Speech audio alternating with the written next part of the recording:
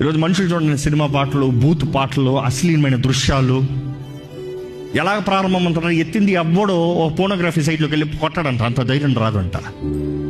ఏదో ఒక song చూస్తాడంట, seducing song చూస్తాడంట.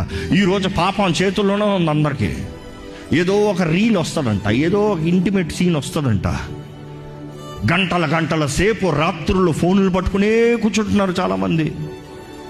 ఈరోజు మీ ఫోన్కి మీకు అదుపు ఉందా అండి? మీ ఫోన్కి మీకు అదుపు లేదంటే మీరు పాపానికి బానిసని జ్ఞాపకం చేసుకోండి.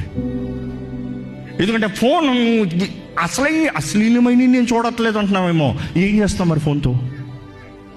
దేవుణ్ణి మనుషుల్ని దూరపరిచేది ఈ రోజులో చెప్పాలంటే ఫోనే. ప్రార్థన చేయి, టైం లేదు. పడుకో, ఫోన్ పట్టుకుంటావు, టైం లేదన్నావు. మరి ఇక్కడ మాత్రం ఎక్కడి నుండి టైం వచ్చింది? మనుషుడు అశ్లీలమైనవి చూసుకుంటూ, అక్కర్లేనివి చూసుకుంటూ, కొంతమందికి ఏమో షాపింగ్ పిచ్చి అంట.